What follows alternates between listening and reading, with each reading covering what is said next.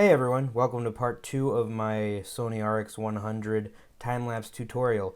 I'm going to go pretty quick in this half as to not waste anyone's time and to get through as many things as quickly as possible. So once we have our photos on the computer, we're going to import them into Lightroom.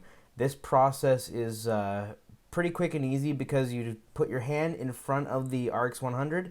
You should have those two dark images that will signal at what point after to grab all of the images thereforth from, if that makes sense. So once we import into Lightroom, I like to make a new collection in the subcategory of time lapses for mine. So I've already done this ahead of time, and I've called our tutorial one. Wait, where did it go? Was it a park? Yeah, here we go. Park Moon tutorial is what I called it. So I have all of them here. Now, what I like to do is I like to scroll into a point where action is taking place. And I'll click on one, click develop. And now I've already processed this, but I'll go ahead and reset it. Okay. So we shot this in the incandescent setting, so you'll notice it's quite blue.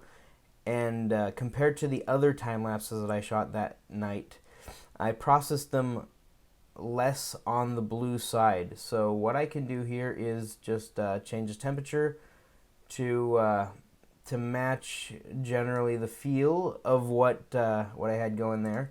I think 4300 is nice. And then basically at this point what I'll do is fiddle with the settings, like highlights and shadows. I can bring up the shadows, or I can even increase the exposure if I want. I gotta be careful not to go too far because we'll get some weird, gnarly stuff happening if we go too far. But it can handle a decent amount. I'll go ahead and undo that. And I like to zoom in as well and add some clarity. And sometimes vibrance, sometimes not. Maybe not at this point. And I can also add contrast if I want to, but I think it looks alright without for now. Then I'll go down to noise reduction, and luminance I'll go up by intervals of 10 until it looks very noiseless. And I think for this I finally got to around 70 or 80, and it's okay to go pretty extreme. It can handle it. You want no noise whatsoever because any noise will really show up in the final product. But that looks quite nice. And I'll go ahead and click on one of these other images to show you the final that I came up with when processing them the other day. And so this was my final product. Once I have what I like, I'll hit Control A to select all of the photos, and then I hit sync and make sure everything is selected, and then synchronize. This will sync all of the information from the one photo across the board to every other photo. Now I'll just go ahead and for now sync that back to the one I just altered. And I'll just go ahead and do that for all of the time lapses that I have made that I want to be in my compilation. And that one is done. And these are all done. And they have generally the same feel, the same tone, color, and whatnot. But there's one thing that you're going to want to watch out for, and that is white streaks. I mentioned it a little bit in part 1 regarding the high ISO noise reduction.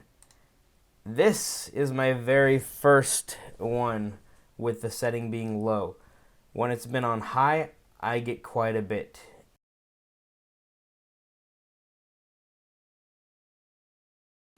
But on low, this is the very first one I've gotten. But it's good so that I can actually demonstrate how to fix it. So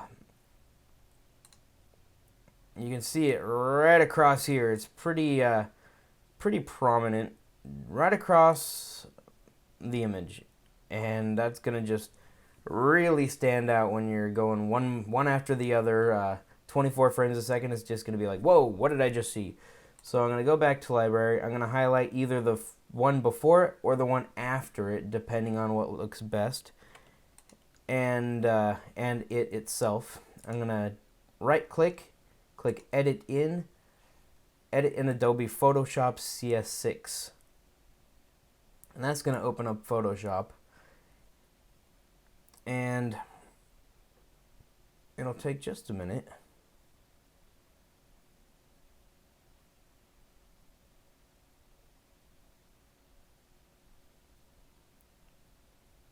Okay, now once we have both of these in here, I will click on the non-streaked image, Control A, Control C, and then click on the streaked image, Control V. Now I can close the non-streaked image. Do not save. Now we have the streaked image with the layer of non-streak on top. We're going to right-click the background layer and do duplicate layer. Click OK. Drag the center background copy up over layer 1, and now we have the streak on top. And if we hide that, you can see the non-streak on bottom. And we can even get rid of this entirely. The background layer is unnecessary at this point. But we'll turn that layer on, and we're going to zoom right on in. Hit Alt and scroll wheel, zoom right on in, and we're going to hit eraser. We're going to make this brush just bigger than the streak itself, and we're going to want a pretty soft brush, no hardness whatsoever. And then what we'll do is just start erasing. And you'll see right here that it's pretty obvious that we're going in a straight line. You can definitely notice that it's being altered. So if we just then go through and kind of just muddle it like that, then it goes away and it's not really noticeable in the final product. So I can scroll it just a little bit to work a little quicker. And we'll just go through and then muddle those, go through, muddle this, go through, muddle this, and anything that stands out, just feel free to muddle. Yes, muddle. And go through here. And then we're going to come up on this right here. It's going right behind, so I don't want to erase a lot of that because it'll be kind of stand out in the final product. So as I approach it, I'll be careful to just erase as little as possible from it. And be really careful and mindful of that. And then I'll continue on. I'll keep going.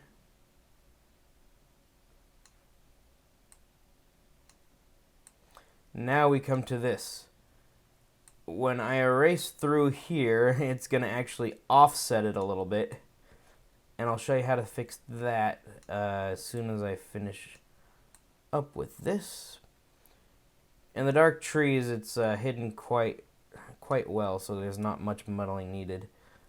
But we're going to go back here. Okay, to fix this, we're going to first flatten the image. And we're going to select tool, select the bit that is problematic. We're going to go edit, fill, make sure content aware is selected, and click OK.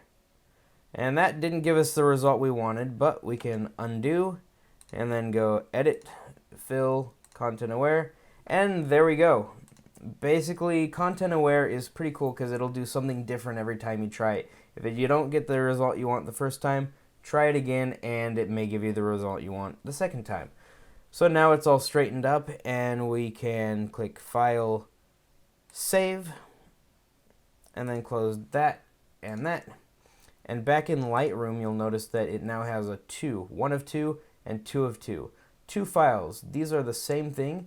The second one is the original file with the streak. The first one is an edited .tif image. So what we can do now is click on the streak and hit delete. And now all of the images are streakless and they should be all right to export. Export settings now. Once we're ready to export, we're going to hit Control A, select all of them, and go to File, Export, and then we choose our folder that we want, put a name that has something to do with what we're exporting, and custom settings. Here is a very important setting that you're going to want to use. It's going to be the text and then a sequence, a dash, and then a sequence of numbers with 4 digits is what I like to do. And that'll give up to 9,999 images in a sequence before it rolls over to 10,000 and needs a 5th digit. But that's what you want it to look like, and this is an example of what it'll be. You want no spaces in your title, and you want the sequential number. It's important to how Adobe Premiere actually sees the files and treats the files as one continuous video rather than several images alone. So, image format. I go with JPEG at top quality because that'll be the easiest on my system to process within Premiere. And resizing. If you crop it to an exact thing and you want the picture to remain static, or if you want just a small pan up and down, you can actually resize it to fit 1920 pixels by the long edge. And that will give you like a 1920 by, something over 1080, which you can then crop the top and the bottom off to have or the sides, depending on how you shoot it, to have a nice 1920 by 1080 image in your editor. But I am going to actually zoom in quite a bit on this one, so I'm going to not resize and keep that as it is, and I'll go ahead and export. But I have already exported these, so we'll now jump over into Premiere to see what I do with those files. We're going to do a new project, and time-lapse tutorial, just quick and dirty to show you what I do. I choose 1080p at 24 frames and label that tutorial. Now here we can double click here to open up our import, and we will find the images that we exported.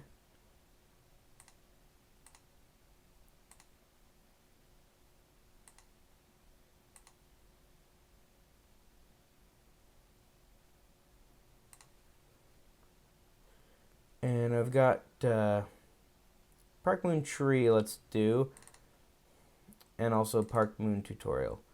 Park Moon Tree, we're going to click on the first image, hit Image Sequence, make sure that's checked, click Open. That'll import that as a video file. Now we're going to go back and do Park Moon Tutorial, and click on the first one, Image Sequence, and Open. Now we have 2 videos that are the time lapses. We're going to right click on one of them, click Modify, Interpret Footage. This is where you can change your frame rate. If you have it set to default, probably to 29.97, you can change it to 24 frames per second here, or you can assume whatever you want. Basically, that's how you do it right there. So now that we have that, we are going to click and drag into our timeline, and this is asking us, do we want to change the settings? We're going to keep the existing settings because we do not want the timeline to conform to the huge picture that is the time-lapse. So keep existing settings, and you'll notice these black bars. Now, why that is because I have it to scale to frame size by default. Now, if we go up to Effect Controls, and under the Motion tab, we'll see a scale is 100%. So if we increase that, we're zooming in past 100%. Now, let's go back to 100. We're going to right click on this and scale to frame size uncheck. That's going to zoom way in, but scale right now is still 100%. Now we know that scale 100 is a 1-to-1 ratio of pixels. This is exactly the real pixels right here. So now we can scale out until just before we get those black bars. Now we know that that's framed nicely, and if we need to zoom in for the time lapse, we can go all the way up to 100% without losing resolution. So here's how we do motion. What we can do is a slow pan. We're gonna start right here, let's say, and do scale and position. Set the keyframes here. Right click on these and make sure temporal interpolation is set to linear and spatial interpolation is also set to linear on both of these. Excellent. If it's on Bezier, then it will actually try to like curve around. If you have multiple keyframes, it'll like try to curve around and make it all fluid. But I want it to be exactly from one to the other as I set them. So I'll go forward a little bit and I will zoom in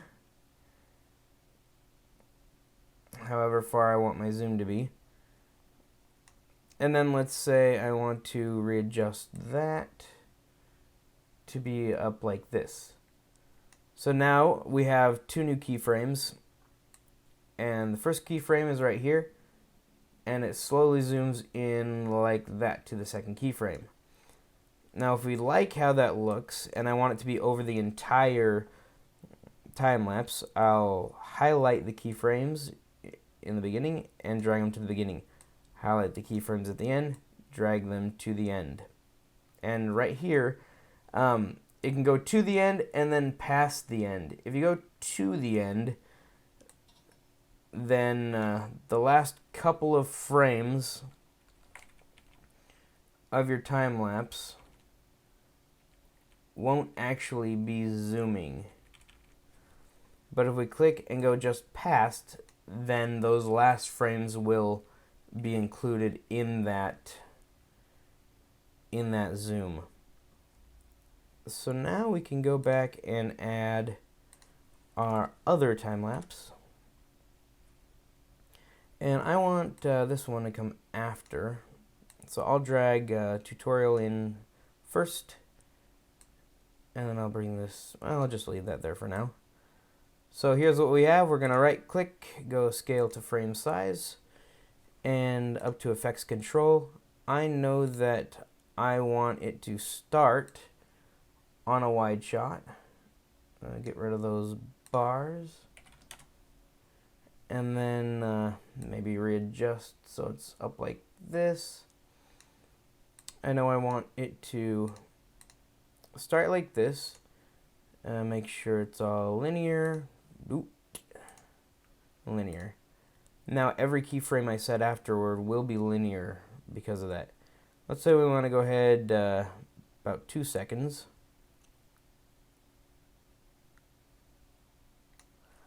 And now we want that to zoom slightly for those 2 seconds, and maybe to like 38. Give it a nice slow zoom. And then maybe a little pan up as well. So for the first 2 seconds, it'll slowly zoom like that. And now, let's say we want to jump ahead 5 frames and set 2 more keyframes and zoom in quite a bit, maybe even up to 100%. Now we want the moon to be in frame. So we're going to pick a nice framing of that.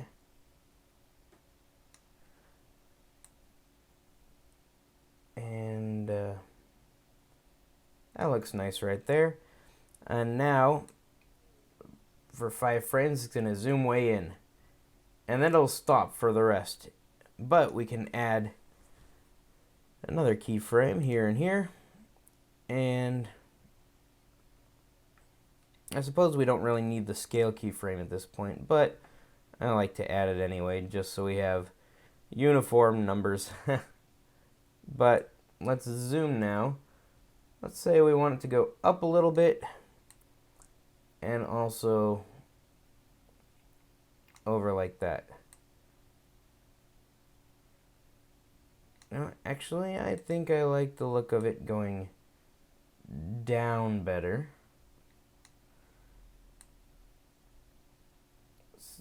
So now it'll go down like that and slowly over until the next keyframe. If we like that, I will highlight those keyframes, drag them all the way past the edge, and now we have that. So if we want some continuity, I can actually bring this over here. So we'll have slow zoom in front, zoom way in, and then a slow pan, and then we hit this one. So I like a 2-second transition in between these, so I'll click on this and make sure my timeline and marker is over here. Drag that until 2 seconds passed, and then hover over here, hit Control D to add a crossfade. Change that to 2 dot for 2 seconds, or we could just click that and drag it all the way out. Now this is how it would look if we left it alone. But what I want to do is click on this and drag these over here, these keyframes. I'm going to add new keyframes right here. And we want to do it in a spot where we'll be able to see what we're doing with changing the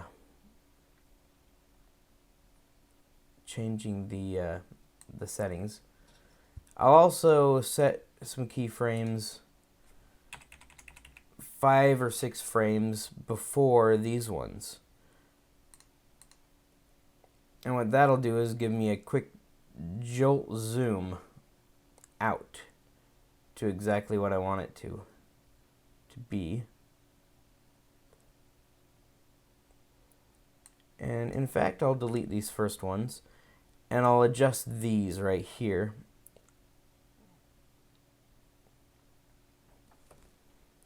In fact, what I want to do is hold off on those. I'm going to... Yeah, I got mixed up there for a second. I'm going to change these to what I want them to be. So let's say I want the moon to line up right there and be also at 100%. So now I have the moon lined up with the other moon, and so it'll fade from one moon to the other. But I'm not going to stop there. I'm going to actually copy these keyframes and paste them so that they will be now these ones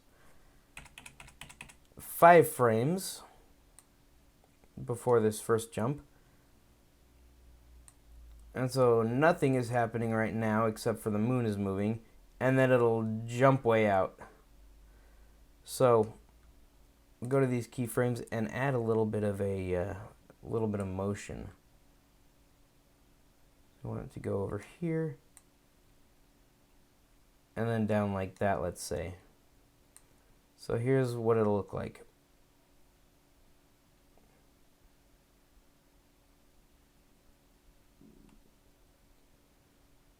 Okay, so let's render that out for a minute. I'll skip this process for you. Alright, this is just about done rendering. Now we'll go ahead and maximize this for you and take a look at what we have.